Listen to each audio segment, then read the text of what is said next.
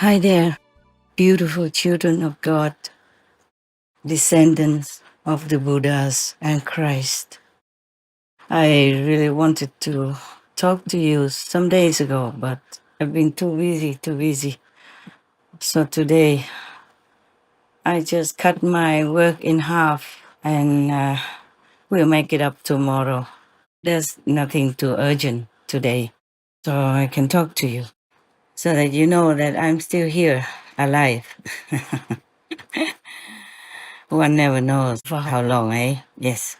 Treasure your life and your time on earth so that you can have enough opportunity to practice, to elevate yourself and those around you spiritually, and many other aspects such as virtues, morals, wisdom. Yes, that's what you can bring to those you love and those fortunate to be around you. The high level spiritual practitioners. And if you are still low level, don't worry, you will get there. If you're sincere. Where there is a will, there's always a way. Just sometimes our body doesn't listen to our will. Try to teach it what to do. Now it's summer, or when it's too hot, you could put a little bowl of cold water or with some ice in it if you have ice, and put a towel in it, whenever you feel too hot. Even if you're already not covered by some cloth, if you live alone, like I do, you can do anything you want, actually. And if it's too hot, you can leave the window open. And if you worry about ghosts and stuff, if you're a good practitioner, you shouldn't be worried. But you could turn on the light in the garden. So around your house would be lighted. Most ghosts worry about the light if they're outside your house. Never mind. There are ghosts also next to you or near you or next to your house. These are invisible things. Sometimes space doesn't matter to them. But we can take refuge in the heavenly method of the light without light and sound without sound. You know that, and you'll be safe. Leave the Supreme Master TV on in the background so you feel safer. Yes, actually, I believe that all of you feel safe and well, just like the way I did when I was younger. With the light and sound method, you should never worry about anything. When I was a little younger, sometimes I saw white figures around, almost transparent, but I never felt afraid at all. Yes. And after I became more enlightened than usual, I walked anywhere alone, even in the dark, like in the Himalayas. I never had a flashlight or anything like that. Couldn't afford then. And in the Himalayan mountains and forests, in the evening, it gets dark very fast. Well, when I was there, it was dark very fast. Sometimes I went to the library to borrow some books or read something there. And then even when they close and I have to go home, it was a long way to walk. You don't have buses and taxis the way you do in the cities. Over there, you walk, and even if you want a horse carriage or a horse person, you have to go to a village, bigger village downtown, in order to order it or to rent one. I live in the forest in mud house. Most of the time, it was like that. And at night, when I went home, I just went. It was all dark. It's darker than in the cities.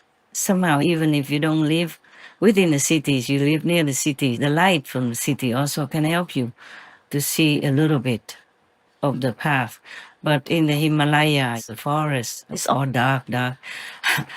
Up to now, when I remember, I wonder how I got home. But this was how I lived before. I never felt afraid of anything. I never knew what it meant to be afraid. When I was a kid, yes, for a little while, because People always tell you ghost stories, tiger stories, witches stories, and scare the kids. So when I was going home, I was kind of scared, but just temporarily, very quickly went by, just as you age. When you're young, the time passes so fast. But in the Himalayas, you have nothing like that. In the jungle, especially not. But I wonder how I got home. I just walked home. It seemed like my feet knew where to go. Just now I thought about it. I thought I must have been like a silly or crazy woman. I went to find God. I thought I would find it in India, in the Himalayas. I never prepared myself. I didn't even have a tent. I had just an umbrella and I didn't have a lot of money at all. I had to stretch it. So if I didn't have a room somewhere in the Himalayas, I just have to sleep under the umbrella. At least the head didn't get wet. And that's important. Those days, I didn't know what fear meant. And nowadays, living within the so-called civilization, you can feel fearful of people, of anything that could happen to you in the civilized society. In the Himalayas, you live in a mud house alone or with just a couple of people. And if you went out somewhere, if you want to go home, you have to pass through forests, mountains, and rivers. And I did all that alone. Now, thinking about that, oh, I'm not sure if I can do it again. I was younger, and I love that word so much, that free word, that fearless word, which I lost. I lost so many things, including that. But that kind of word is one of the most precious words to me. I didn't know that knowing so many people could give you so much more luggage than when you are alone, even though you don't carry any of their baggage. Nobody can see that. But it's more burdensome than when you live alone, almost like penniless. You have to count your penny every day. You can't spend more than how much you've already designed to spend. At that time, I really didn't have a lot of money, and I never wanted to ask my ex-husband for money for the Himalayan trip. So if I have money, I spend. If I didn't have, I said I had to go. But because I live so frugally, some chapatis, self-made, in front of the mud house with some dry wood in the forest, then you can last long time with very little money. In India, it's much cheaper than in other countries. And if you are in the mountainous area like Himalayas, it's even more reasonable. But if you go deeper into the Himalayas, it could be more troublesome because up there you have no restaurant, no food, nothing is available. Even now and then you're lucky to find someone on the street, just in the middle of the forest street. If the forest has a street, maybe there's a young man with a metal container with some wheat flour in it. And then you can have maybe one chapati only, if you're lucky, if you came early. If you come later, all the pilgrims will be almost like jumping on his stove and asking for food. Then in no time, that little metal container of his will be gone. Everybody has to go. He also. In those forest paths, sometimes you see no one. Rarely, now and then, you might be lucky to chance upon a monk, some elderly monk, and he has only a plastic sheet on top of his head, built from some branches of trees nearby by some of his devotees or maybe himself.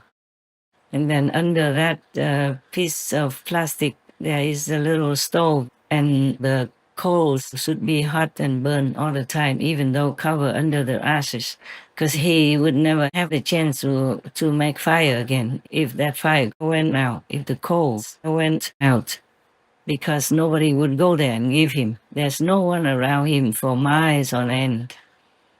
That kind of path is only visible in the real summer after some snow has run away deep into the Ganges River somewhere nearby.